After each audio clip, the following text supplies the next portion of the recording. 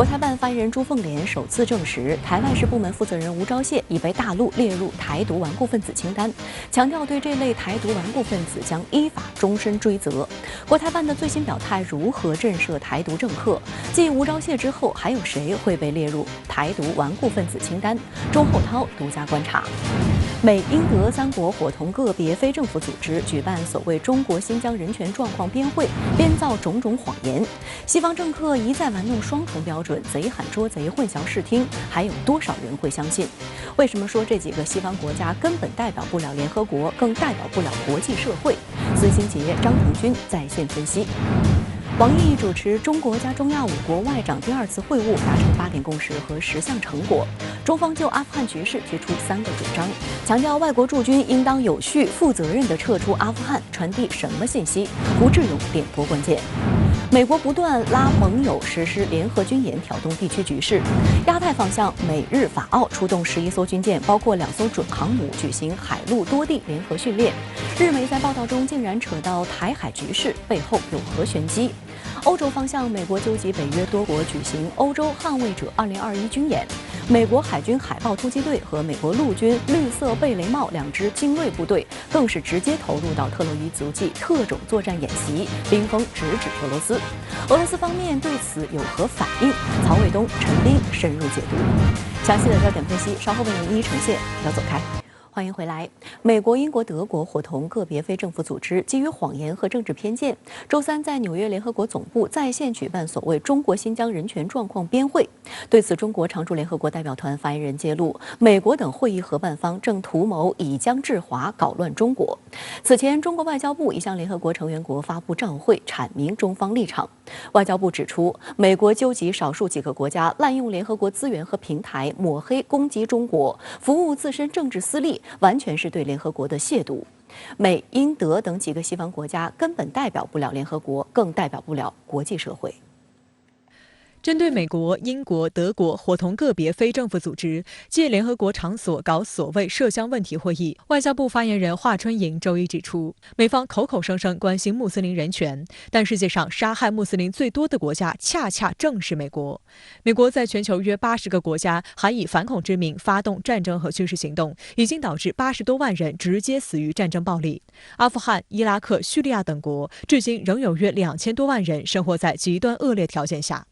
华春莹提到，伊斯兰合作组织此前曾应邀派代表团参访新疆，充分肯定中国政府重视保护穆斯林信教群众各项权利，积极评价中方预防性反恐和去极端化努力。如果新疆真的存在他们所指控的人权问题，难道伊斯兰合作组织以及其50多个成员国会不比美国更关心吗？而在联合国人权理事会第46届会议上，包括沙特、阿联酋等穆斯林国家在内的80多个国家以不同方式发声，支持中方在涉疆问题上的立场。美国这个杀害了上百万穆斯林、侵犯了数千万穆斯林人权的国家，居然信誓旦旦的现在关心起了新疆维吾尔族穆斯林的人权，这分明是黄鼠狼给鸡拜年，没安好心。上月，中国媒体发布了《涉疆谎言是如何产生的》一文，揭露了一段时期以来反华势力利用谎言、谣言抹黑攻击中国形成的一个套路。先是以所谓学者、受害者名义放风爆料，接着媒体跟进炒作，然后是官方呼应介入。按照这一套路，一篇篇证词报告层出不穷，一批批导演演员粉墨登场。对此，中方已经发布了12本涉疆白皮书，关于涉疆问题的谎言与事实真相。新疆维吾尔自治区举行了40多场专题发布会，介绍新疆的真实情况。美方只听这么20来个人的伪证人演员的证词，而完全不听几倍于、10倍于，甚至100倍于、1000倍于、10000倍于这个几个伪证人和学者的有识之士的声音，不听包括2500万新疆各族人民群众在内的14亿中国人民的心声，这难道符合美国自诩的民主价值吗？说到底，他们就是不敢面对事实，害怕看到真相。美西方之所以这次继续的去极端的炒作新疆牌来继续抹黑中国的这个国际形象，影响中国的国际地位，那这点上实际上是美西方整体对华战略的一个其中的一个部分，实际上也是希望通过组建这样一种小联盟的一种方式，来迫使其他国家进行选边站队，希望能够通过组建这样一种价值观的阵营，与中国进行这样一种对抗。某种程度上是国内一些反华势力试图推动中国与美国或者中国与这个美西方之间的这样一种冷战的这样一种尝试。此次美方等搞所谓的涉疆问题会议，是其借联合国的场所又一次滥用权力的恶劣操作。此前，中国外交部已向联合国成员国发出照会，阐明中方涉疆立场，要求相关国家不要参与所谓会议。今年1月，即将卸任的美国常驻联合国代表克拉夫特专门录制了一个7分多钟的所谓对台声明，宣称各国应团结对抗中国大陆企图排挤并孤立台湾的作为，并声称美国将持续敦促让台湾在国际舞台扮演适当角色。这一视频正是美国通过其常驻联合国代表团官方网站对外公布的。录制视频时，克拉夫特还滥用其权力，潜入联合国大厅摆拍与台湾学生交流。美方纠结少数几个国家滥用联合国的资源和平台，抹黑攻击中国，服务自身的政治私利，这完全是对联合国的亵渎。同时，我必须要指出，美国、英国、德国等几个西方国家根本代表不了联合国，更代表不了国际社会。这个月，中国是这个轮值主席国，他们利用这样一个平台搞这样一个活动，实际上就是为了让中国难堪使中国作为这样一个轮值主席国的工作难以开展。所以说这个用心是非常险恶的。那么另外一方面呢，他们通过再把这个事件放到联合国的这个平台上，会能够更加加剧这个事件本身的这样一个国际效应它能够使得更多的国家能够这个有可能会加入他们，或者说影响一些国家的对华态度。所以说它是极度将这个问题进行极度国际化的这样一个放大，不少国家还是能够认识到这个事件本身的这样一个是非曲直，不希望说加入反华阵营来一起对抗中国，这不符合他们的国家利益。而此次美、英、德伙同个别非政府组织也引发关注。据报道，这一个别非政府组织就是人权观察。人权观察1978年在纽约成立，起初名为赫尔辛基观察，旨在监督苏联对1975年赫尔辛基协议的执行情况，审查苏联及其盟友的罪行。长期以来，冷战意识形态在该组织所从事的优先事项和宣传工作中发挥作用。日益壮大后，该组织以观察委员会的名义介入其他地区的事务。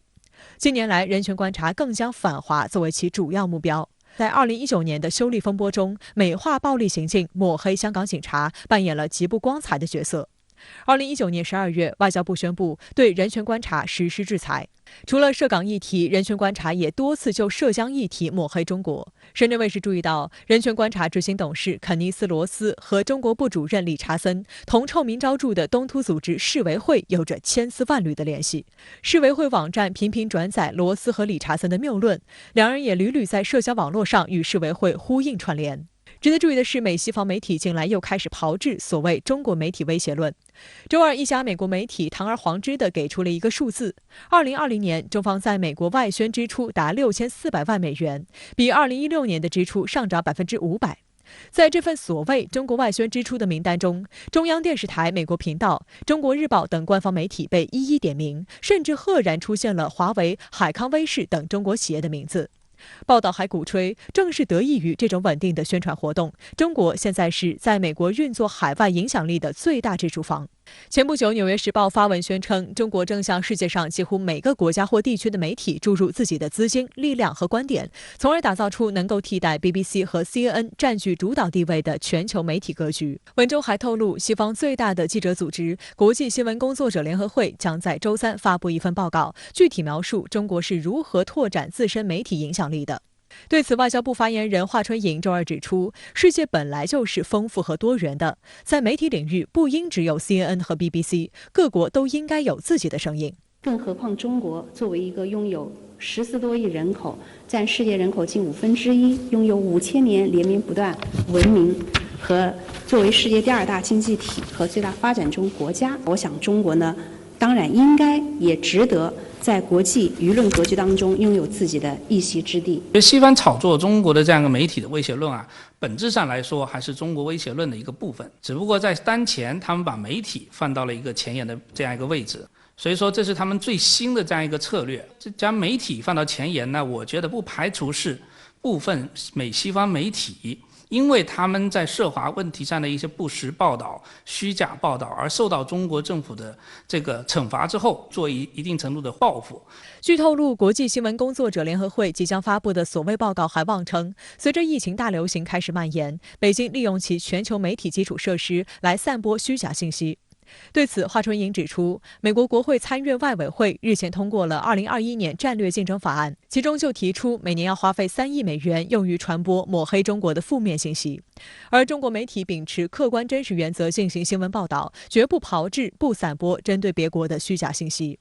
各国体制不同，媒体如何运营自然会有所不同。评价一个媒体的专业性，最重要的是看它能否恪守新闻职业操守，能否客观公正报道。美西方炮制很多的假新闻，我们不管是在官方层面还是在非官方层面，都要加大对这些假新闻的这样一个澄清啊。我们要提供足够的事实，向国际社会表明啊，我们在一些具体上议题上的一些做法是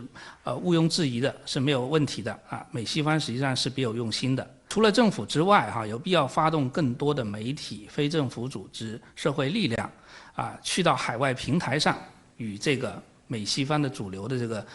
话语、主流媒体进行这个某种程度上的竞争。周三，中国加中亚5国外长第2次会晤在西安举行，6国外长商讨了共同关心的议题，共谋发展。值得注意的是，近期美方不负责任地从阿富汗仓促撤军，引发当地局势动荡，危害中国及中亚5国的利益，这也成为本次会晤的重点议题之一。王毅在主持中国加中亚5国外长第2次会晤时表示，中国和中亚5国外长在疫情形势下举行实体会晤，体现了6国共同战胜疫情的信心和加强团结协作的决心。事实证明，中国与中亚国家集体合作恰逢其时，前景广阔，大有可为。值得注意的是，6国外长发布了关于阿富汗问题的联合声明。外长们强调，一致支持阿富汗和平和解进程，愿为促进阿人内部谈判、恢复和平稳定、推进经济重建、加强区域合作发挥建设性作用。美军和白部队都撤出阿富汗以后，阿富汗的发展重点是在于恢复民生、恢复经济。我们知道，阿富汗是被联合国列为最不发达国家的最后几位。阿富汗这个经济恢复了，那么恐怖主义的土壤就消灭了。如果阿富汗的经济恢复不了，也会影响到阿富汗的周边地区，包括中国，因为中国是阿富汗邻国，所以说阿富汗的安全局势直接影响到中国西部地区的安全与稳定。所以中国积极的主张、积极的协调中亚其他国家一起来共同的帮助阿富汗重建，帮助阿富汗恢复经济。阿富汗是中国的邻国，两国通过狭窄的瓦罕走廊东端接壤，边界线长度约为90公里。阿富汗于2016年签署与中方共建“一带一路”谅解备忘录。同年，中亚国际专列开通运营。2017年，阿富汗成为亚投行成员国。现在，中国企业已经成为阿富汗最大的境外投资方。近期，美方在阿富汗的撤军行动引发当地局势动荡。王毅在中国加中亚5国外长第2次会晤中阐明中方立场。王毅强调，中方认为外国驻军应当有序、负责任地撤出阿富汗，防止仓促行事，给阿国内和平和解进程带来负面影响和严重干扰。阿未来的国家治理结构应当符合阿独特国情和发展需要，不能简单照抄照搬外来模式，以免出现水土不服，造成新的动荡与混乱。这是实现阿和平和解的现实选择。中亚各国作为阿近邻，应当为阿问题的最终解决做出应有贡献。上海合作组织也应当为阿富汗的长治久安发挥应有作用。现在的情况看来是，美军撤出阿富汗以后，阿富汗当地的安全环境将进一步恶化，对阿富汗的重建是非常不利的。所以，中国和中亚5国外长现在在积极的磋商，形成一致的共识，来尽力的维护好阿富汗当地的安全局势，不至于恶化。这是中国义不容辞的责任。美军在阿富汗当地并不受欢迎，但可悲的是，自2001年发动阿富汗战争起，美国在阿富汗长达20年的驻军已经深度介入了当地局势。仓促撤军势必影响阿富汗局势的稳定。当年，美国借口反恐发动阿富汗战争，打击基地恐怖组织及与其结盟的塔利班武装，并推翻了当时执政的塔利班政府。但是20年后，美国政府却秘密与塔利班接触，还签订了和平条约。虽然这份美国主导的协议十分脆弱，但有美国媒体夸奖促成此事的特朗普应该获得颁发诺贝尔和平奖。喀布尔的报纸则质疑，阿富汗人民承受了美国和北约军队发起的战争，把自己的祖国变成一片焦土的巨大痛苦，却发现一夜回到20年前。拜登上台后，在长达约2个月的时间里，没有进行任何表态，放任阿富汗局势暗流涌动。3月13号，阿富汗总统府确认收到美国国务卿布林肯致阿富汗总统加尼的一封信，信中提出组建过渡政府以取代阿富汗县政府，并由联合国召集阿富汗问题国际会议，以达成促进阿富汗和平的统一方案。观察指出，拜登政府以信件的方式通知阿方，明显是不尊重阿富汗政府。原因是美方提议组建过渡政府太过天真。对阿富汗政府来说，组建过渡政府就是要和塔利班分权，这是无法接受的。而塔利班一贯不承认阿富汗政府，认为其是外国傀儡，自己才是合法政权。参加过渡政府就意味着与自己反对的对象同流合污，将有损自身政治基础与合法性。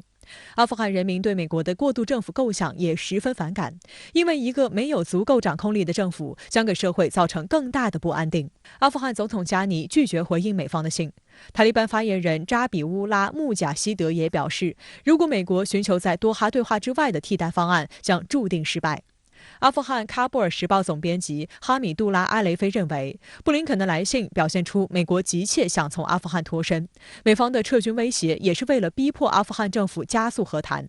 阿富汗战争由美国联合北约挑起，现在美方突然甩锅给联合国，企图将责任撇得一干二净。但联合国短时间内难以顺利介入，这必然导致当地局势陷入更大动荡。美国总统国家安全事务助理沙利文上月在接受福克斯新闻采访时表示，美国不能保证阿富汗的未来会怎样，没有人可以。相关话题来连线特约评论员孙兴杰。孙先生您好。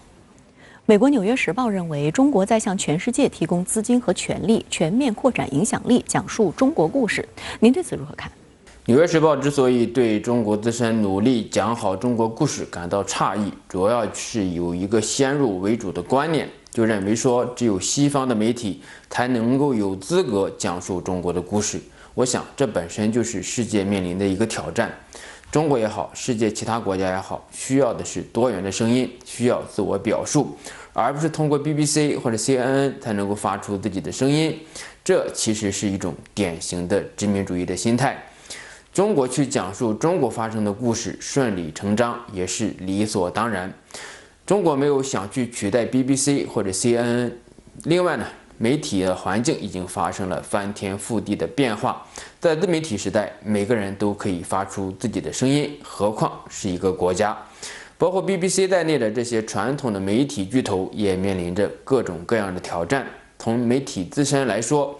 专业、可信、有趣、有料，才能够有公信力。中国媒体努力的方向就是提升自己的媒体素质，提升讲述中国故事的能力，而不是要取代 BBC 这样的传统的媒体。西方媒体的想法也的确是高估了 BBC 这些媒体的影响力。中国媒体讲好中国故事的努力，其实也是西方压力之下做出的必然的反应。讲好中国故事面临着2个挑战，一个就是所谓的中国威胁论，西方媒体将中国做的任何事情都臆想为觊觎世界的主导权，哪怕是中国的英文报纸在国外发行出售，中国媒体向国际同行提供其他语种的新闻材料，中国媒体与其他同行之间的业务合作都会被设想为有不可告人的目的。另外就是中国崩溃论，将中国面临的挑战无限的去放大，把中国描绘为危机重重的国家。无论是中国威胁论还是中国崩溃论，其实都是在抹黑中国。通过媒体将中国捧杀或者棒杀，在这样的挑战和压力之下，中国媒体当然需要努力去讲好中国的故事，主动向世界说明中国。这种努力并不是要压倒谁的声音，更不是为了取代谁，而是要正本清源地向世界呈现一个真实和善的中国。在最近几年中，美国对中国媒体记者进行了严厉的打压，而一些媒体制造话题，炒爆舆论，将抹黑中国的言论变成了遏制中国的外交和战略行为，比如说，在新疆问题，首先是一场关于真相的博弈，舆论场变成了战场，而现在一些西方国家甚至在联合国召开会议，抹黑中国，向中国施加压力，完全不顾事实和真相，因此讲好中国故事的必要性和迫切性也是空前的。美军已开启在阿富汗撤军行动，但此时安全形势持续恶化，您对此又是如何分析？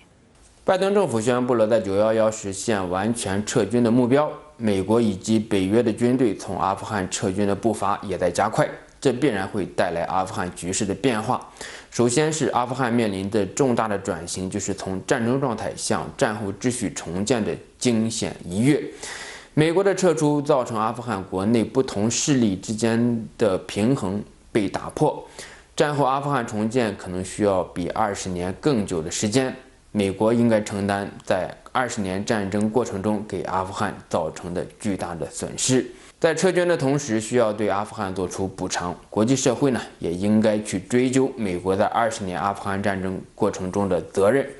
其次是对美国来说，结束一场战争要远远比开始一场战争要难得多，而体面有序的撤军更是难上加难。在撤军之后，维持相对稳定的政治社会秩序几乎是难以实现的目标，而美国似乎也没有将这一目标当回事儿。美国和塔利班达成的共识就是，美国撤出之后，阿富汗不再成为国际恐怖主义的基地。至于说阿富汗未来是何种秩序，以何种方式来构建国家秩序，并不是美国所考虑的。最后呢，美国军队的撤离意味着阿富汗将进入新的冲突和博弈的阶段，塔利班和政府军之间的冲突会进一步加剧。有美国的智库也评估认为，在美军撤出之后，未来阿富汗秩序将会面临颠覆性的变化，塔利班将重新控制阿富汗，美国撤军只是阿富汗战后重建的开始，也可能是冲突与战争的开始。对于阿富汗以及周边国家来说，需要携手合作，推动阿富汗战后秩序和平有序的发展。中国外交部长王毅在与中亚外长的会议上阐述了中方的立场，提出应该推动阿富汗形成广泛包容的政治安排，确保阿富汗各民族各派别都参与到未来阿富汗政治生活中来，享有平等的政治权利。阿富汗的稳定与发展不仅关系到阿富汗本国的人民，也关乎地区的和平与发展。好的，也谢谢孙先生跟我们共同在线分享您的观点，谢谢。蔡英文在今年哥本哈根民主峰会上再次标榜民主，散布台独言论。对此，国台办发言人朱凤莲周三表示，民进党当局惯于打击异己、钳制言论，有何资格谈民主？在回应台外事部门负责人吴钊燮是否已被大陆列入台独顽固分子清单的时候，朱凤莲特别强调，对这类台独顽固分子，我们将采取一切必要措施予以严惩，依法终身追责。周二结束的所谓哥本哈根民主峰会是由反华组织丹麦民主联盟基金会主办的。丹麦前首相、北约前任秘书长拉斯穆森任召集人，邀请了台当局领导人蔡英文及潜逃英国的港独分子罗冠聪等人参加。丹麦外交大臣科福德也参会发表演讲。实际上，所谓哥本哈根民主峰会就是个草台班子，邀请没什么影响力的政要或前政要参加。西方媒体关注度并不高，但民进党却将其当成香饽饽。蔡英文也把它当成表演舞台，大谈所谓守护民主台湾的经验，鼓吹台独言论，恶意攻击大陆。对此，国台办发言人朱凤莲周三回应指，民进党当局惯于打着民主幌子，在国际上招摇撞骗，在岛内却不断打击异己、钳制言论，编织谎言，欺骗民众，有何资格谈民主？他们伙同外部势力和反华机构出演了很多的政治闹剧，充分暴露出他们唯一的目的就是要谋求台独。这些所作所为呢，改变不了台湾是中国一部分的事实。我们也敦促有关国家恪守一个中国原则，不为民进党当局在国际上谋独提供便利和舞台。蔡英文从2016年上台之后，对于岛内的在野党，包括国民党、包括亲民党、包括新党等等，那么都是不遗余力的进行围堵、进行追杀，然后使得岛内现在呈现出一个典型的特征，就是民进党一党独大化，蔡英文一人独大化。所以蔡英文在岛内制造的是一种白色恐怖，制造的是这样一种整体的这样一个一党专政的一种态势。那么然后蔡英文还要再去标榜自己所谓的民主，这其实是一个非常反风，完全双标的事情。这个事情再次证明了蔡英文他往往是说一套做一套。近段时间以来，台当局政客频频通过西方媒体发布挑衅言论，渲染所谓大陆威胁。其中，以台外事部门负责人吴钊燮最为卖力。4月29号，吴钊燮在接受英国天空新闻电视台采访时叫嚣，大陆如果武力攻台，台湾将会战斗到底。5月6号，澳大利亚金融评论报在头版头条刊登了对台外事部门主管吴钊燮的专访。吴钊燮在采访中大肆攻击大陆，声称大陆日益加强针对台湾的所谓军事威胁，似乎是在准备向台湾发动最后攻击。吴钊燮还鼓噪称，台湾正为大陆的最终攻击做准备，并呼吁莫里森政府为台湾提供支持。在周三的国台办记者会上，有记者提问，国台办连续点名吴钊燮的谋独言论，有舆论猜测吴钊燮已被大陆列入台独顽固分子清单，请问发言人是否可以证实？朱凤莲表示，坚决打击台独顽固分子，制止台独分裂行径，是维护两岸关系和平发展的应有之义和必要条件。吴钊燮一再狂妄地进行台独挑衅，恶意诋毁大陆，恶意煽动两岸对立，严重地危害台海和平稳定，严重地损害两岸同胞的共同利益。那么，对这一类台独顽固分子，我们将采取一切必要措施予以严惩，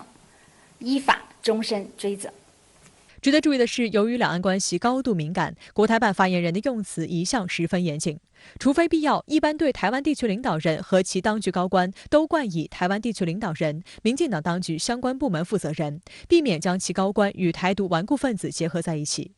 但国台办近期的涉台发言打破了这一常规，不仅称台外事部门负责人吴钊燮为台独顽固分子，更强调正义审判会迟到，但不会缺席。有观察认为，这一表态至少释放了新的信号，将对台独顽固分子进行依法追责。深圳卫视注意到，在去年11月18号的国台办记者会上，发言人朱凤莲首次回应关于大陆是否正研究制定台独顽固分子清单，以精准打击岛内外台独势力的问题。朱凤莲表示，极少数台独顽固分子公然挑衅国家主权和领土完整的行径绝不能容忍，对他们及其金主等主要支持者依法予以打击，目的是维护台海和平稳定和两岸同胞的切身利益，广大台湾同胞合法权益将得到充分保障。而在吴钊燮被归类为台独顽固分子之后，各方高度关注的是，还有谁是这份清单上的同类？有观察指出，如果未来对吴钊燮做审判，那其身后的那个指使者就没有不接受正义审判的道理。作为吴钊燮的顶头上司，蔡英文恐怕也难逃正义审判。对于这些所谓台独分裂分子，那么予以严惩，而且这种严惩它不是一时一事，是要终身追责的。也就是说，那么他现在的吴钊燮之流可能会逞一时口快，但是终究会必将受到法律的严惩，等待他们的只是一个时间问题。那么对于这些所谓台独分裂分子的严惩，那么它不仅仅是对他本人的，我想更多的是有一种警示效应，也就是去让岛内的其他一些台独分裂行径要去明白，他们未来若再继续从事这种台独分裂活动的话，将来无论是谁，也无论他们做了什么，势必都要会受到法律的严惩。近日，英国《经济学人》杂志将台湾称作地球上最危险的地区，对此，民进党当局称是大陆在威胁台湾。朱凤莲就此回应称，当前台海形势依然复杂严峻，两岸关系紧张对立，民进党当局及其台独势力是始作俑者，他们挟洋自重，甘当外部势力的旗子，不断地制造两岸敌意，加紧进行谋独挑衅，严重破坏了台海和平稳定，严重损害了两岸同胞的共同利益。如果他们执迷不悟，继续勾连外部势力，变本加厉的谋独挑衅，只会加剧台海紧张动荡，把台湾民众推向危险的境地。整个台海地区之所以成为全世界最危险系数最高的地方，最主要的原因完全是在民进党当局。未来民进党当局如果继续在错误道路渐行渐远的话，那么整个台海地区的局势势必会进一步升高，势必会导致台湾这种发展环境也会进一步的恶化，这也会给岛内的民生、岛内的福祉等等都会带来一些阴影。所以从这个意义上来讲，现在民进党当局这些做法完全是搬起石头砸自己脚，那最终必然会受到两岸人民、两岸有识之士的唾弃和严惩。朱凤莲强调，避免战争最好的方法就是民进党当局放弃台独立场，停止谋独挑衅，回到9·2共识的共同政治基础上来，让两岸关系得到改善和发展，不要为了谋独而把台湾民众推向危险境地。蔡英文在两岸问题上装睡的同时，岛内疫情出现破口。台湾当局流行疫情指挥中心周3公布，当日新增新冠肺炎确诊病例21例，其中16例为本地病例，创疫情以来单日新高。受疫情扩大影响及两岸关系不确定性，台股当日一度重挫1400点，创下史上最大盘中跌幅。而在面对大陆新冠病毒疫苗和检测试剂输台问题上，民进党当局罔顾台湾民众健康福祉，编造各种荒诞理由，百般拒绝。事实上，国药集团研发生产的新型冠状病毒灭活疫苗已获得世卫组织紧急使用授权，纳入全球紧急使用清单，是被认证为安全有效的高质量疫苗。就连其友邦洪都拉斯近日也宣布将向中国大陆购买疫苗，如有需要将在大陆设立办事处。当地时间周一，洪都拉斯宣布将购买中国大陆的新冠疫苗，而协助他们购买疫苗的中介正是台当局的前任邦交国，2018年与中华人民共和国建交的萨尔瓦多。此事让民进党当局再次被害妄想症发作，台外事部门一边强调与洪都拉斯邦谊稳固，一边不忘抹黑中国大陆携带政治意图。朱凤莲就此表示，大陆致力于构建人类卫生健康共同体，最早提出且一直践行疫苗作为全球公共产品的承诺，努力提高疫苗在发展中国家的可及性和可负担性。与此同时，一个中国原则是国际关系准则和国际社会的普遍共识，坚持一个中国原则是人心所向、大势所趋。希望有关国家能够按照一个中国原则妥善处理涉台问题。美国拜登政府上台后，不断拉拢盟友搞针对中俄的小圈子。在欧洲进行的捍卫者2021是美国25年来在欧洲最大的演习。而在亚太方向，周二开始同时进行海上、陆上2场联合军演，其中日美法3国陆上军演在日本境内举行，而日美法澳还在东海展开联合训练，不同程度上都意在遏制中国。日本自卫队和美国、法国、澳大利亚4国联合训练 ARC-21，于周二在长崎县佐世保市相浦驻地启动，训练将进行至下周一。在后半段日程中，参训的海上和陆上部队将联合向横跨宫崎县和鹿儿岛县的雾岛演习场投送部队。4国共11艘水面舰艇将参加在东海的训练。值得注意的是，日本海上自卫队和法国海军还动用了2艘准航母参加训练。日本海上自卫队介绍，海自将出动直升机航母伊势号、宙斯盾舰祖丙号和金刚号、运输舰大鱼号等7艘水面舰艇以及潜艇巡逻机。美国的2栖船坞运输舰新奥尔良号以及巡逻机和鱼鹰运输机，法国的2栖攻击舰雷电号和护卫舰叙库夫，澳大利亚的护卫舰帕拉马塔号将分别加入训练。法国2栖攻击舰雷电号最多可搭载18架直升机，也被称为准航母。这次的这个演习啊，实际上是美国就是把它牵起来的，因为美国在很早的时候就希望北约的这个国家的军舰和澳大利亚的这样的军舰呢，到就是太平洋方向来进行活动，所以首先这个背后是美国出的主意。那么其次呢，就是在这4个国家中呢，各个企图是不一样的。美国是希望把域外的国家拉到就是中国和俄罗斯的家门口进行这种演习，而作为日本呢，是希望就是域外的国家跟他演习呢，来给他站台。那么作为澳大利亚和法国呢，无非是显示一下自己的地位，因为我们知道这2个国家的军事力量都是相对较弱一些的。共同社称，此次训练考虑到了加强海洋活动的中国，日本有意通过多边的方式加以牵制。日本对这个演习或者是这样的军事行动呢，是夸大了它的意义。它是希望通过其他国家的战舰，特别是军事力量到日本来。他就认为呢，这样就是给日本站台，因为我们知道日本和周边的国家关系不是很好，在这样一种比较孤立的情况下呢，反而是要借助域外的势力来为日本站台。在4国拼凑海上联合训练的同时，还有一场3国陆上联合训练同期展开。日本、法国和美国陆上部队从周二开始举行联合训练，这是3国陆上部队首次在日本国内实施联合训练。训练内容包括离岛登陆和巷战，将在长崎县佐世保市的相浦驻地，横跨宫崎县和鹿儿岛县的雾岛演习场开展。日媒报道称，此次一系列训练的亮点是通过从停靠在日本九州西部近海的日法舰艇上起飞的飞机，把部队运送至雾岛演习场，通过直升机突击作战及巷战来强化三国合作。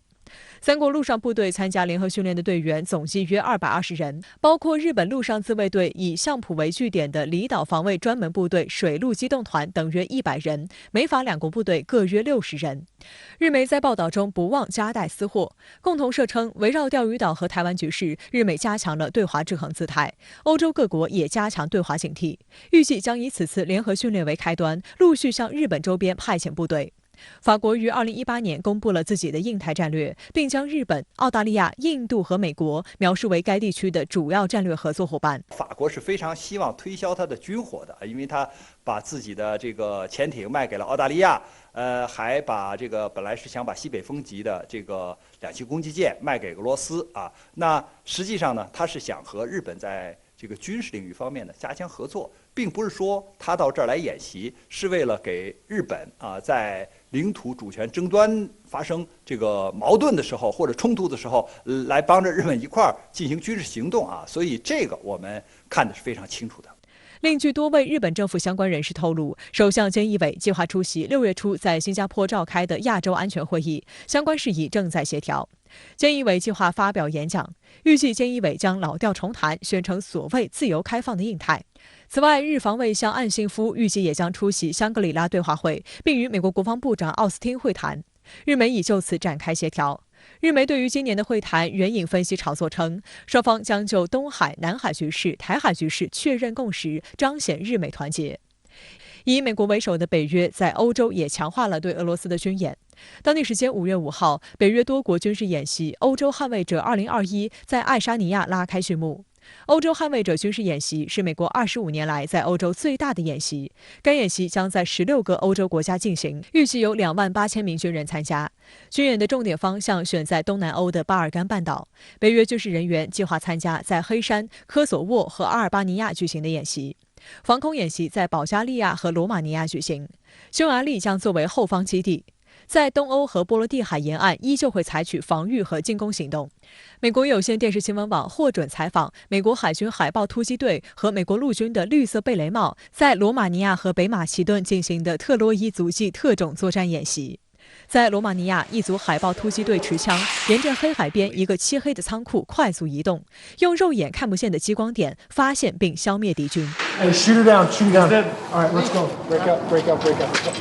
CNN 的报道渲染称，对该地区来说，这是最紧张的时刻。俄罗斯向俄乌边境派遣了数万名士兵，并大规模部署了装备。北约军演显然想向俄罗斯发出一个强有力的信号。When you talk to troops from other countries, like the Ukrainians, like the Romanians, how important do you think it is for them to feel that American support? I think it's pretty significant. It shows that we're serious, working in exercises like Trojan Footprint.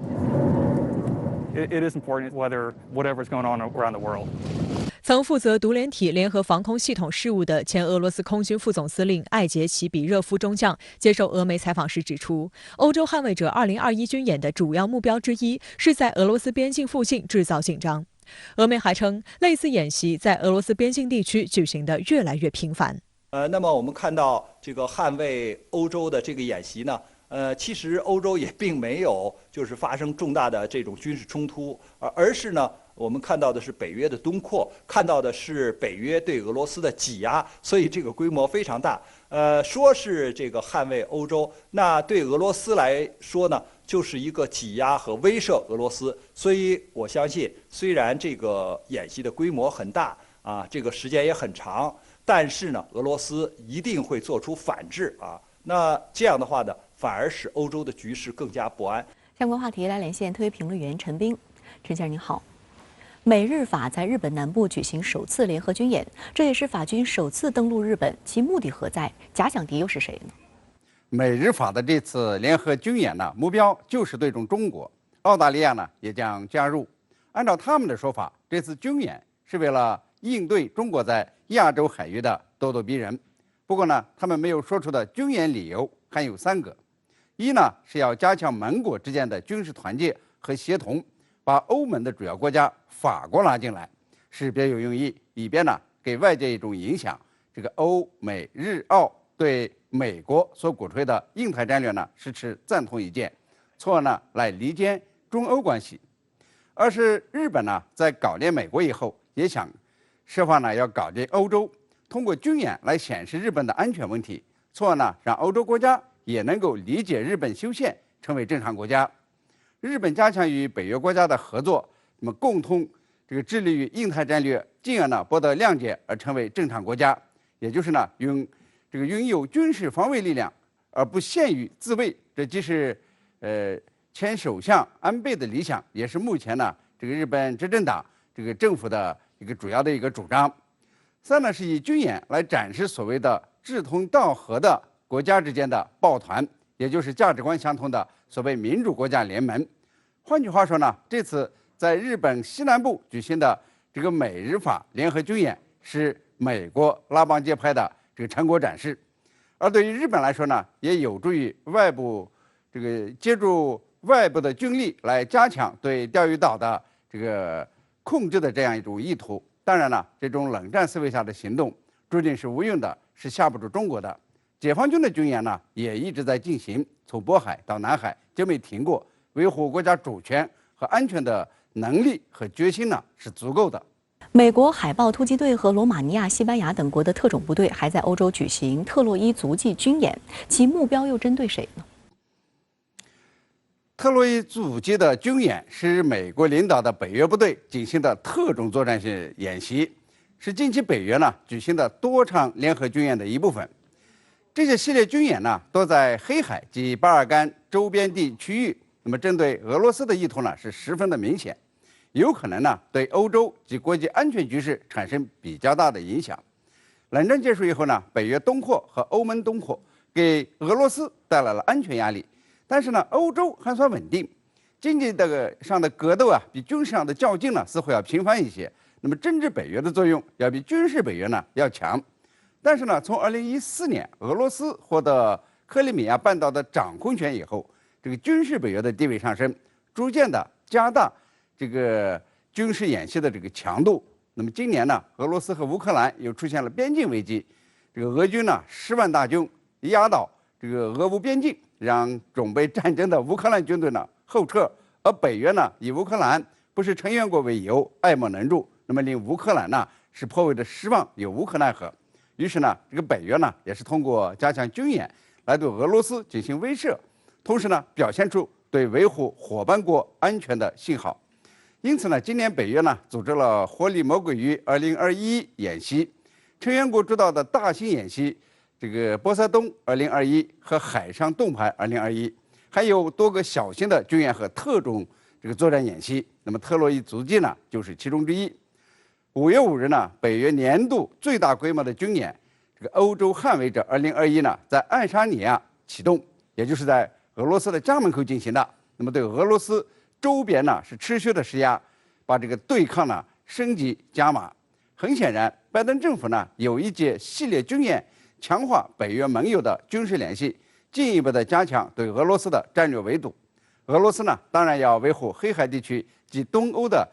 地缘政治核心利益，必然呢会对北约呢实施强力的反制。那么美俄之间的强硬对峙和强力博弈呢，还将持续下去，甚至呢不排除损害欧盟和俄罗斯的经济利益。好的，也谢谢陈先生跟我们共同在线分享您的观点，谢谢。香港国安法实施近1年，对危害国家安全的不法分子起到了高度震慑的作用，香港社会秩序逐渐恢复稳定。香港警务处处长邓炳强周二介绍，截至今年3月，警方共拘捕涉及修例风波相关案件者是10250人，同时有超过100人涉嫌违反国安法被捕。邓炳强出席湾仔区议会会议时指出，从修例风波爆发至今年3月，警方共拘捕10250人，295人被判监。在被判监的人中，1名男子因藏有1公斤土制炸药的案件被判囚12年，为目前最重判刑。此外，截至目前，共有超过100人因违反国安法而被警方拘捕，当中逾半已被检控。邓炳强表示，由于去年国安法的颁布以及警方严正执法，法庭对暴力和暴动案件作出组合性判决，目前香港社会已大致恢复平静，警方可重新聚焦处理治安及民生问题。他强调，未来警方将严正执法，竭力维护国家安全，防范暴力死灰复燃。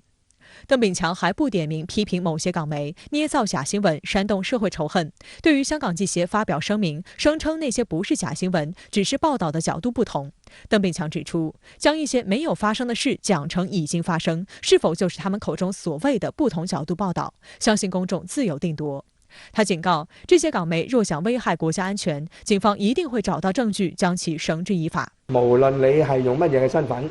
無論你後邊有幾強嘅勢力，包括外國勢力，只要你想危害國家安全，我一定會揾證據。有證據就會將你拘捕，就會將你檢控。修例風波期間，香港警隊等紀律部隊人員頻繁遭起底及惡意抹黑。5月11號，香港特區政府當日向特區立法會提交文件，建議修訂個人資料私隱條例，打擊起底行為。文件指出，近年社會上侵犯個人資料私隱的起底行為，猶如將個人資料武器化，令當事人蒙受重大傷害。文件建議在條例中加入條文，任何人如果未經當事人同意披露當事人資料，並有意圖威脅、恐嚇或騷擾當事人或家人等，而當事人或家人亦因而蒙受心理傷害，有關人士即屬犯罪。一經循公訴程序定罪，可處罰款100萬港幣和監禁5年；一經簡易程序定罪，可處罰款10萬元港幣和監禁2年。